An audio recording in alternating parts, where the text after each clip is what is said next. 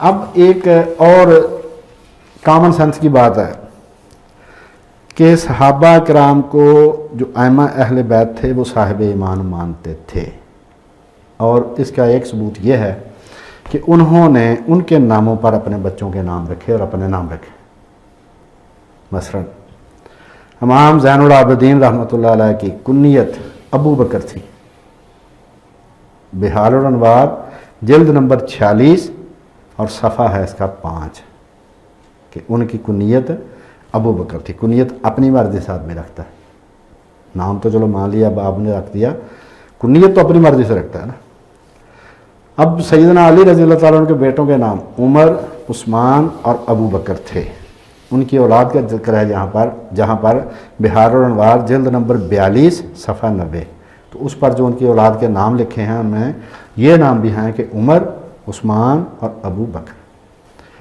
اسی طرح حضرت موسیٰ کاظم رحمۃ اللہ علیہ، ان کی بیٹی کا نام تھا عائشہ۔ بحار الانوار جلد نمبر 48 صفحہ 287۔ سیدنا امام علی رضا رحمۃ اللہ علیہ، ان کی بیٹی کا نام تھا عائشہ، جلد نمبر 49 صفحہ 221۔ اور امام علی نقی رحمۃ اللہ علیہ کی بیٹی کا نام تھا عائشہ، جلد نمبر 50 صفحہ 231۔ اور اماموں کی جن کو ساری امت جن کا احترام کرتی ہے، ادب کرتی ہے، اور واقعتاً وہ علم اور عمل کے لحاظ سے بہت بلند مرتبہ تھے، کیا ان کی اس سے بڑی توہین کوئی ہو سکتی ہے کہ کہا جائے کہ انہوں نے کافروں کے ناموں پر اپنے بچوں کے نام رکھے؟ پوری امت میں سے کسی نے 1400 سال میں ابو لہب اور ابو جہل نام نہیں رکھا اپنے بچے کا، جن کو پوری امت کافر سمجھتی ہے ان کے ناموں پر کسی نے اپنے بچوں کا نام نہیں رکھا۔ تو یہ ائمہ کرام کے بچوں کا نام رکھنا ہی اس بات کی دلیل ہے کہ وہ ان لوگوں کو دل سے مسلمان سمجھتے تھے۔ ہم کو بھی ان سے مسلمان ہی ان کو سمجھنا چاہیے۔ ایک اور بہت بڑی دلیل ان کے ایمان کی، یہ ہمارے شیعہ بھائیوں کے ذخیرہ سے، کہ جب بھی کسی سے روایت لی جاتی ہے جس کو حدیث کہتے ہیں تو راوی کی بہت ساری شرائط ہیں، ان میں سے سب سے پہلی شرط یہ ہے کہ وہ مسلمان ہو۔ مسلمانوں کے جتنے فرقے ہیں ان میں سے کسی فرقے کی کسی کتاب میں ابو جہل ابو لہب سے کوئی روایت نہیں، تو راوی کا سب سے پہلے مسلمان ہونا ضروری ہے، اس کے بعد باقی اس کی روایت کہ اس کا حافظہ کیسا تھا، فلاں تھا، یہ تھا، وہ تھا۔ تو کسی کتاب میں کسی راوی کی روایت کا موجود ہونا اس بات کی دلیل ہے کہ اس کو مسلمان سمجھا جاتا تھا۔ تو ہمارے جو شیعہ بھائی ہیں ان کی جتنی بھی محدثین ہیں انہوں نے اپنی کتب احادیث سے صحابہ کرام سے روایات لی ہیں، اور ان کی تعداد ہے 244 صحابہ کرام جن سے انہوں نے روایت لی ہے۔ اس کا مطلب یہ کہ وہ سارے کے سارے محدثین ان کو صاحب ایمان سمجھتے تھے۔ اگر وہ خدا نخواستہ نعوذ باللہ ان کو کوئی صاحب ایمان نہ سمجھتے ہوں تو پھر تو ان کی ساری کتابیں ہی غیر معتبر ہو گئیں، کہ جن کتابوں میں کفار سے روایات موجود ہوں ان پر اعتبار تو نہیں ہو سکتا نا۔ اب ان کی مثالیں کہ صحابہ کرام سے روایات کی کیا مثالیں؟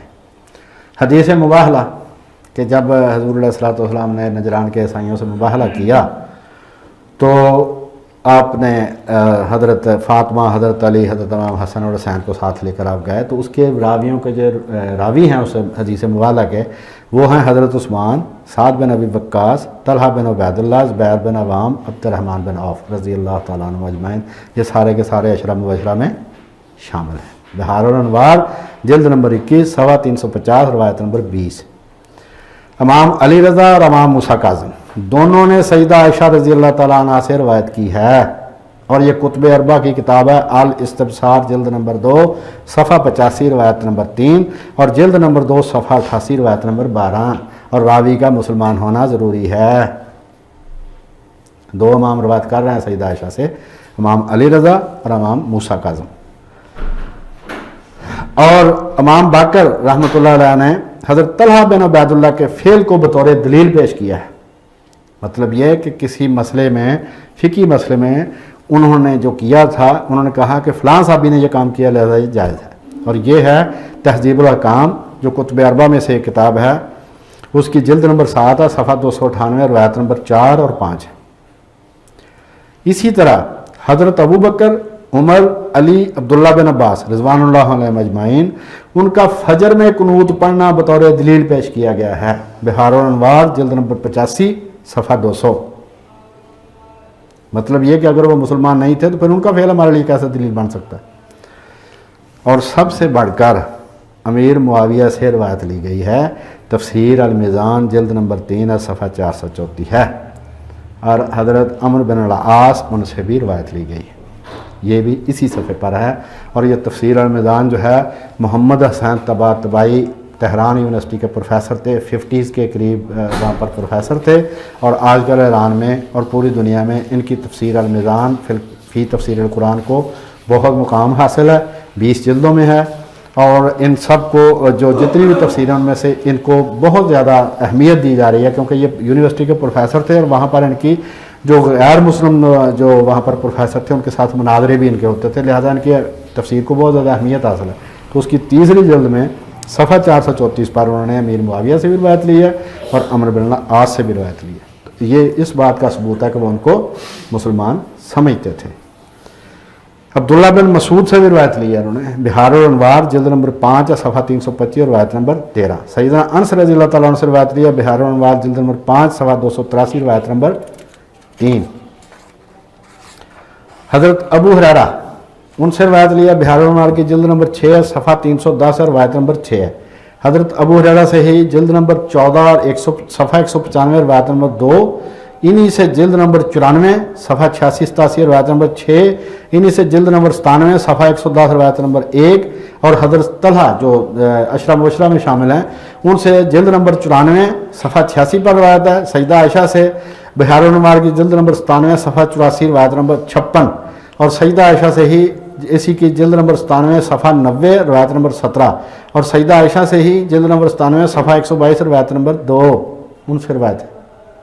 اور کعب احبار سے بھی روایت لی ہے، بہار الانوار جلد نمبر 92 صفحہ 356۔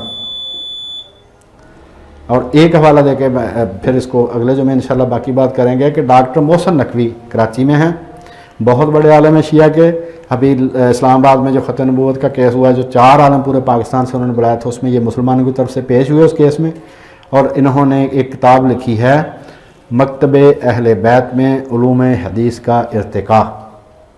اس میں انہوں نے لکھا ہے کہ ہماری حدیثیں کیسے جمع ہوئیں، ہمارا کیا طریقہ روایت ہے، یہ اس میں انہوں نے لکھا کہ 244 صحابہ کرام، مطلب ڈاکٹر محسن نقوی لکھتے ہیں کہ 244 صحابہ کرام وہ ہماری کتب امامیہ کے راوی ہیں، اور یہ صفحہ 191 تک 206 انہوں نے نام دیے ہیں ان صحابہ کے۔ اور نور القاضی نور اللہ شوستری مجالس المومنین میں اس نے ہاشمی اور غیر ہاشمی صحابہ اور تابعین کی فہرست، ایک لمبی فہرست دی ہے جو محبان علی اور محبان شیعہ اپنا اور جو شیعہ تھے، صفحہ 279 تک 574، یہ تقریباً 300 صفحات میں اس نے لسٹ دی ہے کہ یہ صحابہ کرام جو تھے وہ محبان اہل بیت تھے۔ لہٰذا جو الکافی کی کتاب الروضہ جو آخری کتاب 8ویں جلد میں، اس کی صفحہ 205 پر جو روایت نمبر 341 ہے وہ بالکل غلط ثابت ہوتی ہے کہ 3 یا 4 کے سوا باقی سارے مرتد ہو گئے تھے، وہ بالکل غلط ثابت ہوتی ہے۔ وما علینا الا البلاغ۔ سورہ توبہ کی آیت نمبر 20 میں اللہ تعالیٰ نے فرمایا صحابہ کرام کی شان بیان کرتے ہوئے کہ جو لوگ ایمان لائے اور وطن چھوڑ گئے اور اللہ کی راہ میں مال اور جان سے جہاد کرتے رہے، اللہ کے ہاں ان کے درجے بہت بڑے ہیں اور وہی مراد کو پہنچنے والے۔ پچھلے جمعہ سے صحابہ کرام کی شان اور ان کے ایمان کے دلائل کا سلسلہ جاری ہے، اور شاید اگلے جمعہ تک بھی یہی مضمون چلے۔ تو بات یہ ہوئی تھی پچھلی دفعہ کہ قرآن مجید کی بہت سی آیات میں اللہ تعالیٰ نے صحابہ کرام کو مومن کہا، ان کے ایمان کی گواہی دی، اور ہمارے بھائیوں یعنی شیعہ حضرات کی کتابوں میں ان سے روایات لینا یہ اس بات کا ثبوت ہے کہ صحابہ کرام مسلمان تھے، کیونکہ راوی کی اور شرائط تو جو ہوں سو ہوں، اس کی پہلی شرط یہ ہے کہ وہ مسلمان ہو۔ تو وہ قرآن مجید کے دلائل اور یہ ثبوت کہ ان کی کتابوں میں حضرات صحابہ کرام سے روایات ہیں جن میں حضرت ابو ہریرہ ہیں، سیدہ عائشہ ہیں، دوسرے حضرات ہیں، تو وہی بات جاری ہے کہ علامہ طبرسی، فضل بن حسن طبرسی، ان کی تفسیر مجموع البیان بہت اعلیٰ تفسیروں میں گنی جاتی ہے۔ تو اس کی جو آخری جلد ہے، جو میرے پاس ایڈیشن ہے، اس کی 11ویں جلد ہے، دوسری میں ہو سکتا کوئی مختلف جلد ہو، جو آخری جلد ہے اس میں صرف فہرستیں دی ہوئی ہیں۔ تو کوئی بھی آدمی جو عربی نہیں بھی جانتا، وہ صرف ان فہرستوں میں اعلام جہاں پر لکھا ہوا ہے اور القاب جہاں پر لکھا ہوا ہے، القنا، 3 ناموں کے تحت، 3 موضوعات کے تحت وہ صرف نام پڑھ لے تو اس کو پتہ چلے گا کہ صحابہ کرام سے اس تفسیر میں کتنے زیادہ تفسیری اقوال لیے گئے ہیں۔ اور یہ تفسیر مکمل ہوئی ہے 534 ہجری میں۔ اس کا مطلب یہ ہے، اچھا اس میں جو جن سے تفسیری اقوال لیے گئے ان میں سیدنا ابو بکر ہیں، سیدنا عمر ہیں، سیدنا عثمان ہیں، سیدنا علی ہیں، سیدہ عائشہ ہیں، حضرت ابو ہریرہ ہیں، اور ہر صورت کے شروع میں جو اس کی فضیلت بیان ہوئی ہے اور جو قرات کا معیار بیان ہوا ہے وہ ہیں حضرت ابی بن کعب رضی اللہ تعالیٰ عنہ، کہ تمام صورتوں کے شروع میں انہوں نے کہا کہ ہمارے جو ائمہ اہل بیت تھے وہ حضرت ابی بن کعب کی قرات کے مطابق پڑھتے تھے قرآن مجید۔ مطلب یہ کہ ان کے ایمان کا ثبوت یہ ہے کہ تفسیر میں ان کے اقوال کو جگہ دی گئی ہے۔ کوئی مسلمانوں میں سے ایسا نہیں ہوا جس نے کسی کافر کے قول کو تفسیر میں جگہ دی ہے، کیونکہ جب ہم کسی سے کوئی دینی مسئلہ ثابت کرنا چاہیں گے تو اس کا پہلے مسلمان ہونا ضروری ہے، یہ نہیں کہ ہم کسی غیر مسلم سے کوئی دینی مسئلہ پوچھنے جائیں۔ تو جو علامہ طبرسی کی جو مجمع البیان ہے اس کی جلد جو آخری ہے 11 نمبر جلد اس کو کہہ لیں، اور انہوں نے ہر سورت کے شروع میں صحابہ کے حضرت ابی بن کعب کا قول لکھا ہے کہ اس کی فضیلت یہ ہے یا اس کی قرات یہ ہے، اور دوسرا یہ کہ اس میں ہر سورت کی تفسیر میں انہوں نے تمام صحابہ کے نام سے اقوال لیے ہیں، اور یہ سیدہ عائشہ جو ہیں ان سے 85 جگہ پہ انہوں نے یہ قول لیے۔ یہ لکھی، یہ مکمل ہوئی ہے سورت 5، یہ تفسیر مکمل ہوئی ہے 534 ہجری میں۔ اس کا مطلب یہ کہ 534 ہجری تک نہ شیعہ حضرات صحابہ کو کافر سمجھتے تھے اور نہ ہی ان پر لعنت کرتے تھے۔ پوری کتاب میں کہیں بھی اس آدمی نے حضرات صحابہ پر لعنت نہیں کی۔ یہ بعد کا سلسلہ ہے، وہ کیسے ہوا وہ بعد میں بتاتا ہوں۔ اگر کوئی صاحب یہ کہیں کہ یہ تو بھائی تفسیر تقیہ کی بنیاد پر لکھی گئی ہے، تو حالات کے مطابق انہوں نے صحابہ کے اقوال بھی اس میں دے دیے، تو سوچنے والی بات یہ ہے کہ اتنا بڑا عالم ان افراد کے، ان حضرات کے اقوال کو اپنے تفسیر میں لکھے جن کو وہ دل سے کافر خیال کرتا ہے، تو ان کی کس کتاب کا اعتبار رہے گا؟ یہ سوال ہے۔ اس کا مطلب یہ ہے کہ 534 ہجری تک ان میں یہ رواج نہیں تھا۔ یہ کیسے آیا میں ابھی بعد میں بتاتا ہوں۔ تو اس رواج کو دیکھ کر کہ پہلے بزرگوں کا طرز عمل کیا تھا، پہلے جو شیعہ بزرگ تھے، طبرسی بہت جو ستون ہیں امامیہ کے ان میں سے ایک ہیں، فضل بن حسن طبرسی، مطلب جو بہت بڑے عالم تھے ان میں سے ایک ہیں، چھوٹے عالم نہیں ہیں یہ۔ تو جو پہلے بزرگوں کا رویہ تھا اور جو اب ہمارے دوستوں کا رویہ ہے، اس کو دیکھ کے کہ وہ صحابہ کرام کو کیا سمجھتے تھے اور آپ کیا سمجھتے ہیں۔ ایک شعر ذہن میں ہے کہ خدا کی شان اب تم داغ کی صورت سے جلتے ہو، خدا کی شان اب تم داغ کی صورت سے جلتے ہو، یہی دل سوز ہے جو رہ چکا ہے دل نشیں برسوں۔ کہ پہلے تو آپ ان کے اقوال اپنی تفسیروں میں لکھتے تھے، ان سے آپ نے خطبہ احادیث میں روایات لی ہیں، تو اب آپ کیسے کہہ سکتے ہیں کہ وہ قابل اعتماد نہیں تھے یا وہ مومن نہیں تھے؟ حقیقت یہ ہے کہ ایران میں ایک خاندان جب برسر اقتدار آیا، اس کو کہتے ہیں صفوی خاندان۔ اس پہ ایک علیحدہ خطبہ ہوگا۔ یہ 1501 میں انہوں نے حکومت سنبھالی ہے اور 234 سال تک یہ حکمران رہا ایران میں۔ تو انہوں نے یہ سارا سلسلہ شروع کیا تھا۔ یہ بات پھر کبھی آئے گی، ورنہ اس سے پہلے کبھی بھی بڑے جو علماء ہیں وہ حضرات صحابہ کرام کو کافر نہیں کہتے تھے۔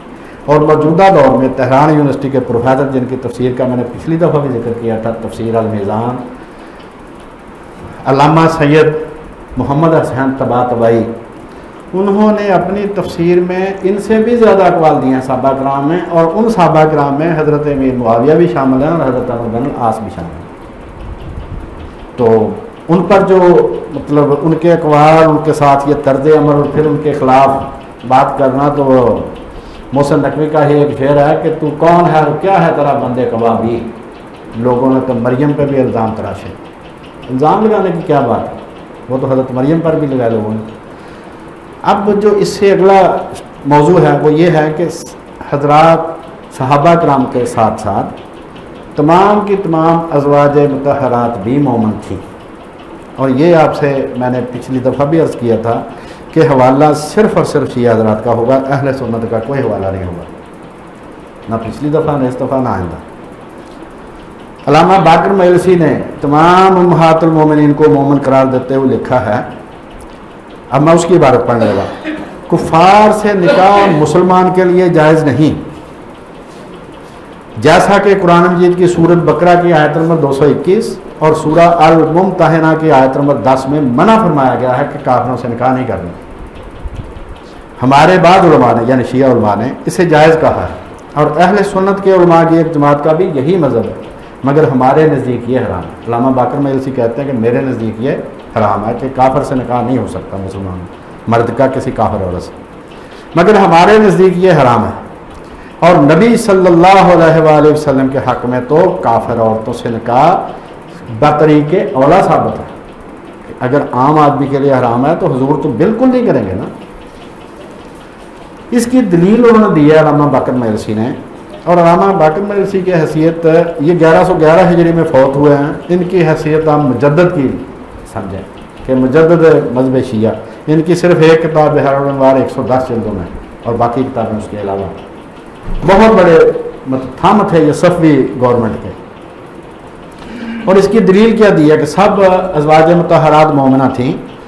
علامہ صاحب نے ایک روایت کا حوالہ دیا جس میں حضور سے منسوب ہے کہ اس دنیا میں میری بیویاں آخرت میں بھی میری بیویاں ہیں، وہ جنت میں بھی میری بیویاں ہوں گی، لہذا، اور علامہ صاحب لکھتے ہیں کہ جنت کافروں پر حرام ہے۔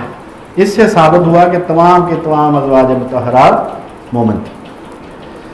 اور علامہ صاحب آگے لکھتے ہیں کہ حضور کی شان اس سے بلند ہے کہ وہ کسی کافرہ کے ساتھ مباشرت کریں، اور اللہ تعالیٰ نے آپ کی بیویوں کو امہات المومنین کہہ کر ان کی عزت افزائی کی ہے، اور کافرہ تو اس لقب کی لائق نہیں ہے کیونکہ یہ مرتبہ بلند ہے، اور خدا تعالیٰ نے فرمایا ہے کہ مشرک ناپاک ہیں، جیسا کہ سورۃ توبہ کے 28 نمبر آیت میں وہ کہتے ہیں کہ یہ ایک طرف تو اللہ تعالیٰ ان کو امہات المومنین کہہ رہا ہے، یہ دلیل ہے اس بات کی وہ تمام کی تمام مومنہ تھیں، ان میں سے کوئی کافرہ نہیں تھی، اور یہ اتنا بڑا مرتبہ ہے کہ یہ کافرہ اس مرتبے کے لائق نہیں ہو سکتی۔ اور دوسری روایت کہ حضور علیہ الصلوۃ والسلام نے فرمایا کہ قیامت کے روز سب خاندانی اور سسرالی رشتے ختم ہو جائیں گے سوائے میرے خاندانی اور سسرالی رشتوں کے، اور یہ کافرہ عورت کے حق میں صحیح نہیں ہے کہ اس دن تو کافر مسلمانوں سے الگ ہو جائیں گے۔ اور یہ بحار الانوار کی جلد نمبر 16 اور صفحہ ہے 389 389، اس پہ یہ روایت ہے۔ ابھی بصیر کہتے ہیں کہ میں نے حضرت امام جعفر صادق رحمۃ اللہ علیہ سے پوچھا کہ وہ قرآن مجید میں سورۃ النور میں 36 نمبر آیت میں جو فرمایا اللہ تعالیٰ نے کہ وہ گھر ہیں جن میں اللہ کا نام بلند کیا جاتا ہے، تو اس سے مراد کون سے گھر ہے؟ ابھی بصیر کہتے ہیں کہ میں نے حضرت امام جعفر صادق سے یہ پوچھا تو حضرت نے فرمایا کہ وہ نبی صلی اللہ علیہ وآلہ وسلم کے گھر ہیں، اور یہ ہے الروضۃ من الکافی، کافی کی 8ویں جلد میں الروضہ کتاب الروضہ، اس کا صفحہ 272 ہے، جلد نمبر 8 ہے، روایت نمبر 510۔ اب اس سے آگے چلیے کہ ایران میں اب حضرات اثنا عشریہ کی حکومت ہے، ان کو کسی کا ڈر نہیں ہے، وہ کسی سے نہ ڈرتے ہیں، ان کو کوئی پابندی نہیں ہے کہ وہ کسی کا لحاظ کریں۔ انہوں نے حج کی ایک کتاب شائع کی ہے، حاجی جو جاتے ہیں ان کے لیے احکام حج کے موضوع پر ایک کتاب شائع کی ہے، اور اس میں مدینہ کے قبرستان بقیع میں امہات المومنین کی قبروں پر جو سلام کہنا ہے وہ بھی لکھا ہے، اور صفحہ ہے اس کا 238 جس کا عنوان ہے کہ زیارت ہمسران رسول خدا امہات المومنین زنان پاک دامن والا مقام پیغمبر اکرم در بقی دفن شدان قرآن ہمسان آ حضرت را مادر مومنین لقب نہادہ و حرمت شان را لازمش مردست برائے زیارت آنان زنان گران کرد محترمہ چنی می گوئی. اب اس کا ترجمہ سنیں کہ وہ کیا سمجھتے ہیں اور کیا سمجھنا چاہیے. ترجمہ: رسول خدا کی بیویوں کی زیارت کہ ان کی قبروں پر جب جانا ہے تو کیا کہنا ہے. وہ کہتے ہیں کہ پیغمبر اکرم صلی اللہ علیہ وآلہ وسلم کی پاک دامن و بلند مرتبہ بیویاں بقیع میں دفن ہیں. قرآن نے آ حضرت کی بیویوں کو مومنوں کی ماؤں کا لقب دیا ہے اور ان کی عزت کرنا لازم قرار دیا ہے. ان بلند مرتبہ محترم خواتین کی زیارت کے لیے اس طرح کا ہو. آگے پھر انہوں نے اسلام کے الفاظ لکھے. حضرت علی سے روایت ہے کہ نبی کی وفات پاک ترین جگہ پر ہوتی ہے. یہ کتب اربع میں سے ایک ہے، تہذیب الاحکام، اس کی جلد نمبر 6 صفحہ 2 روایت نمبر 1. تو حضرت علی سے روایت ہے کہ نبی کی وفات پاک ترین جگہ پر ہوتی ہے اور یہ سب متفق ہیں کہ آپ کی وفات سیدہ عائشہ کے حجرہ میں ہوئی رضی اللہ تعالیٰ. ایک اور روایت بیان کی جاتی ہے کہ حضرت علی کو حضور نے اپنی بیویوں کو طلاق دینے کا حق دے دیا تھا.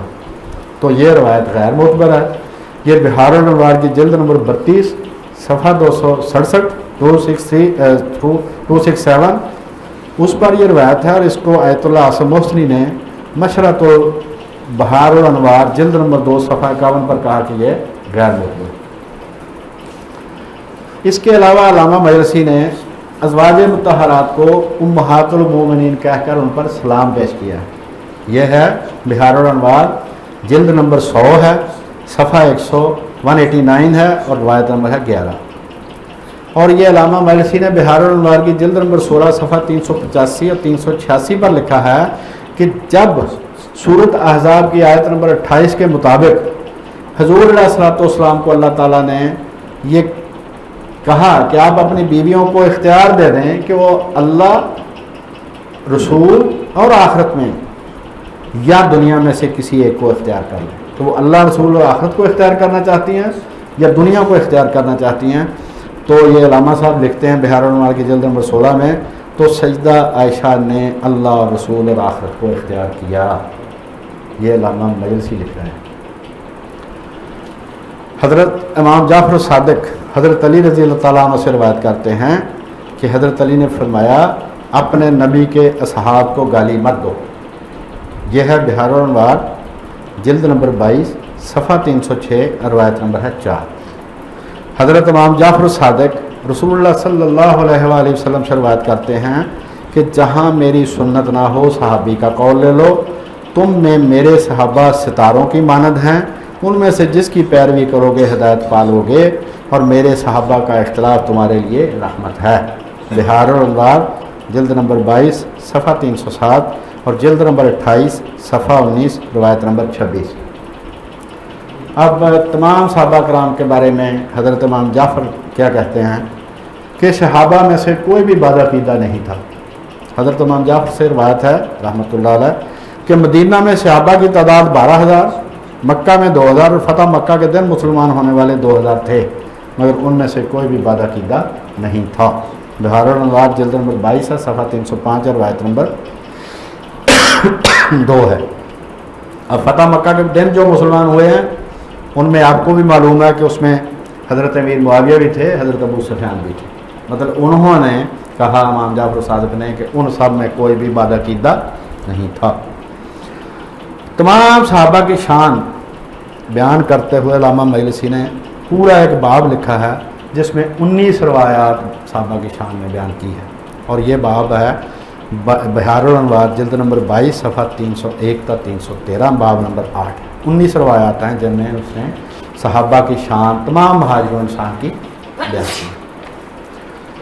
اب حضرت ابو بکر نے حضور علیہ الصلوۃ والسلام کے بعد جو جہاد کیے ان کے بارے میں علامہ باقر مجلسی جو روایت لائے ہیں وہ بھی سنیں کہ حضور کی علیہ الصلوۃ والسلام کی وفات کے بعد جب لوگوں نے نماز اور زکوٰۃ سے انکار کر دیا تو ابو بکر نے کہا، یہ ساری بات یہ ان روایات سے میں پڑھ رہا ہوں، یہ میرے الفاظ نہیں روایات کے الفاظ ہیں، کہ حضور صلی اللہ علیہ وآلہ وسلم کی وفات کے بعد जब लोगों ने नमाज और ज़कात से इनकार कर दिया तो अबू बकर रज़ी अल्लाह तआला अन्हु ने कहा कि जिस गांठ को हुजूर ने बांध दिया मैं ना खोलूँगा, और जो हुजूर वसूल करते थे उसमें से कुछ कम ना करने दूँगा, मैं जिहाद करूँगा।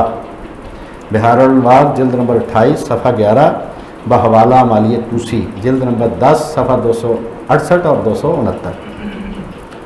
ये मालिक बिन नवारा की बहुत सफाई देते हैं हमारे भाई।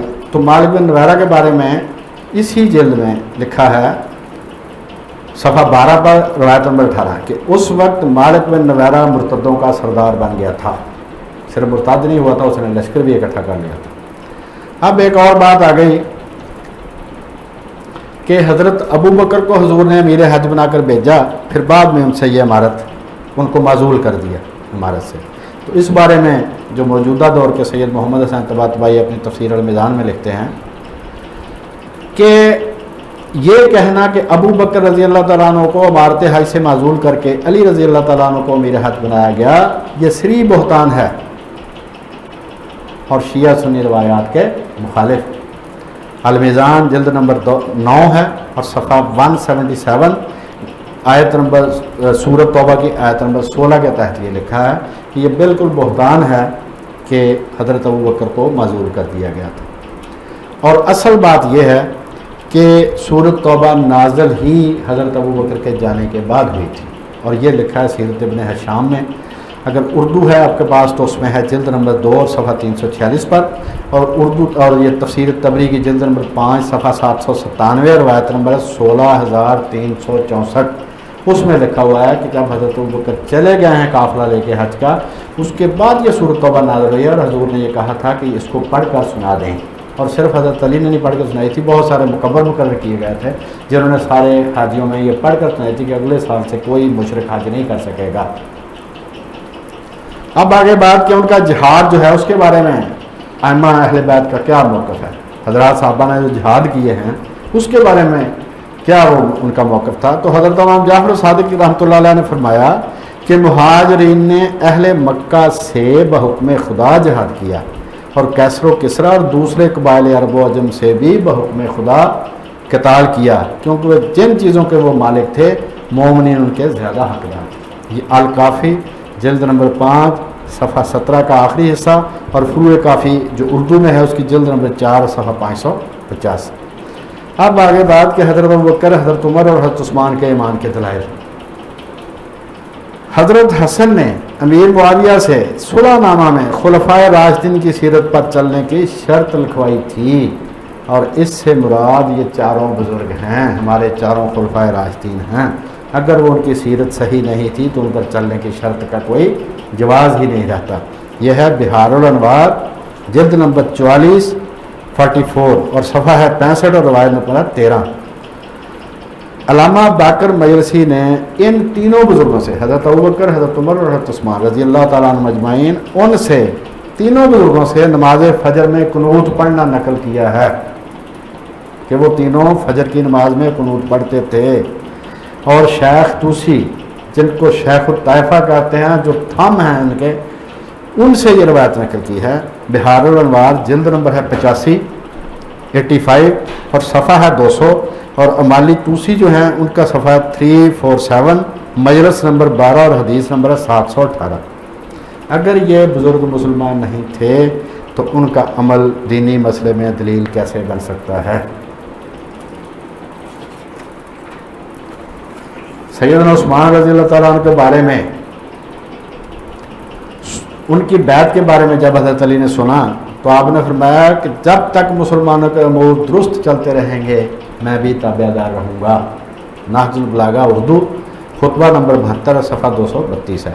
इस खुतबा की शरह में कमालुद्दीन इब्न मैसम ईरान के बुजुर्ग थे, उन्होंने लिखा कि हज़रत अली रज़ी अल्लाह तआला अन्हु ने पहले 3 खुलफा के ख़िलाफ़ इसलिए तलवार नहीं उठाई कि उनके दौर में अकामत हदूदुल्लाह का मामला था, उसमें हदूदुल्लाह की अकामत थी, हदूदुल्लाह पर अमल किया जाता था।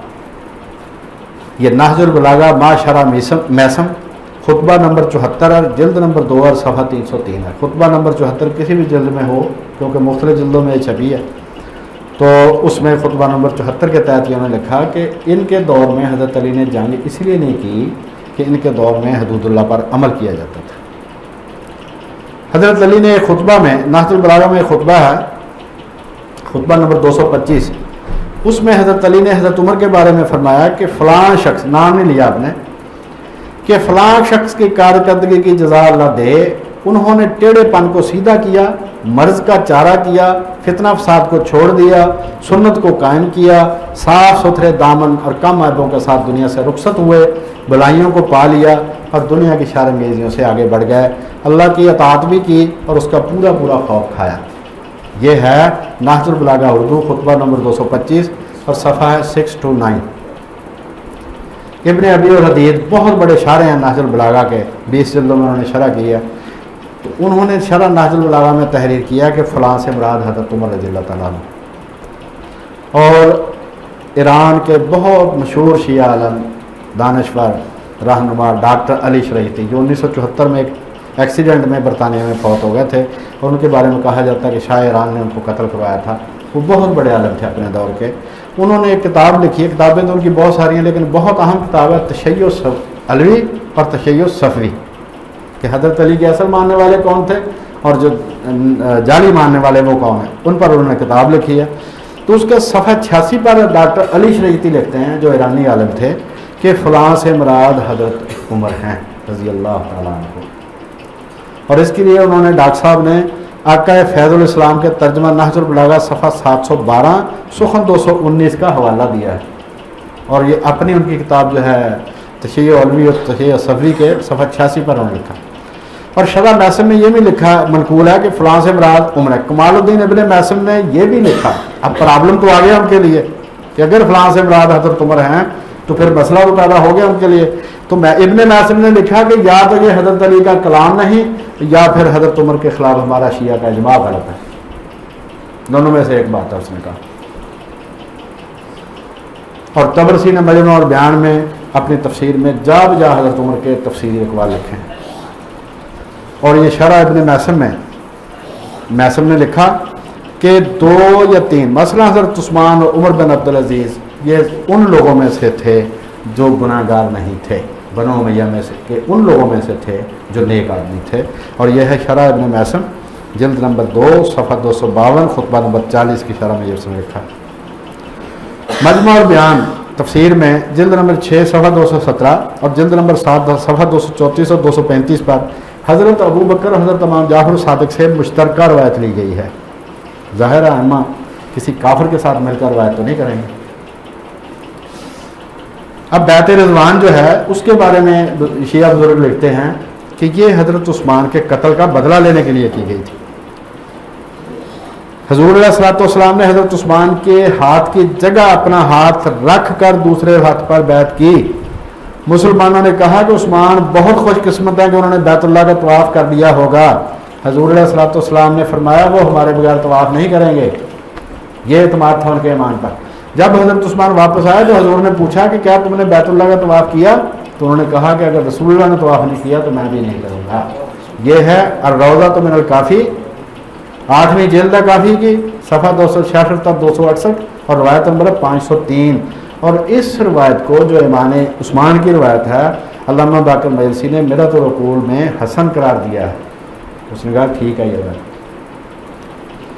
اور طبرسی نے مجمع البیان جلد نمبر 9 صفحہ 195 میں، اور علامہ باقر مجلسی نے بہار الانوار جلد نمبر 20 صفحہ 330 اور 361 پر یہ لکھا ہے کہ بیعت رضوان حضرت عثمان کے قتل کا بدلہ لینے کے لیے منعقد ہوئی تھی۔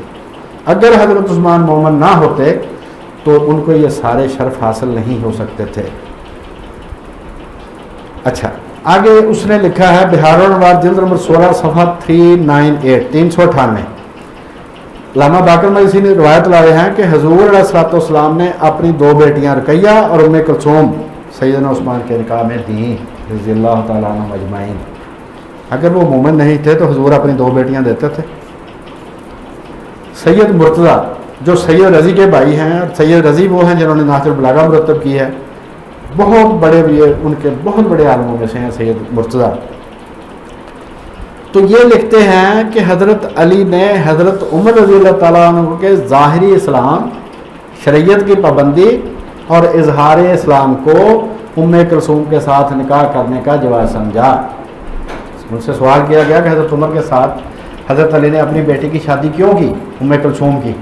तो उन्होंने कहा कि वो शरीयत की पाबंदी करते थे और इस्लाम ज़ाहिर करते थे, लिहाजा उन्होंने अपनी बेटी उनको दे दी। ये बिहारुल अनवार जिल्द नंबर 42 और सफ़ा 108 है। और जो ईमान सहाबा है वो कुरान, हदीस, तारीख़ और तवातुर उम्मत से साबित है। पूरी उम्मत का इजमा है कि वो सारे मोमिन थे। अब जो इन हजरात की तफसीरें हैं और बिहारुल अनवार है, उनके हवाले से सूरत कहफ की आयत नंबर 57 की तफसीर में शिया मुफस्सिरीन ने लिखा है कि हुज़ूर अलैहिस्सलातु वस्सलाम ने दुआ की थी कि या अल्लाह हिशाम बिन हकम, जिसको अबू जहल कहते हैं, या उमर इब्न ख़त्ताब के ज़रिया दीन को मजबूत कर। ये हुज़ूर की दुआ थी। ये उन्होंने लिखा है तफसीर अय्याशी जिल्द नंबर 1 सफ़ा 355, तफसीर अल बुरहान जिल्द नंबर 2 सफ़ा 471 और 472, बिहारुल अनवार जिल्द नंबर 8 सफ़ा 22 और तफसीर साफ़ी जिल्द नंबर 2 सफ़ा 17 पर कि हुज़ूर ने हज़रत उमर के ईमान की दुआ की थी, लिहाजा ईमान उमर दुआए रसूल का नतीजा है सल्लल्लाहु अलैहि वसल्लम। अगर कोई साहब बिल्कुल ही इनकार कर दें कि कुरान, हदीस, इजमाए उम्मत और तारीख़ से मुराद उनके जो किरदार हैं, उनके कारनामे जो हैं, अगर इन सब का इनकार करे कि इसके बावजूद वो मोमिन साबित नहीं होते, तो फिर तो भाई हज़रत अली का ईमान साबित करना भी मुश्किल हो जाएगा। क्योंकि इन चारों के अलावा अगर ये चारों ज़राए नाकाबिले एतमाद हैं कि कुरान, हदीस, तारीख़ और इजमाए उम्मत, अगर ये चारों ज़राए नाकाबिले एतमाद हैं, तो फिर कोई ऐसे ज़रिए से हज़रत अली के ईमान के हक़ में दलील लाएँ जिसके सामने खारजी भी चूँ ना कर सकें और उसमें किसी शक की गुंजाइश भी ना हो, और ऐसी दलील कहीं से मिल नहीं सकती। ये चारों ही ज़राए जिनमें से किसी न किसी से दलील मिलेगी, तो इन्हीं चारों ज़राए से तमाम सहाबा का ईमान साबित होता है, इसी ज़राए से हज़रत अली रज़ी अल्लाह ताला अन्हु का ईमान साबित होता है। वो सारे के सारे मुसलमान थे।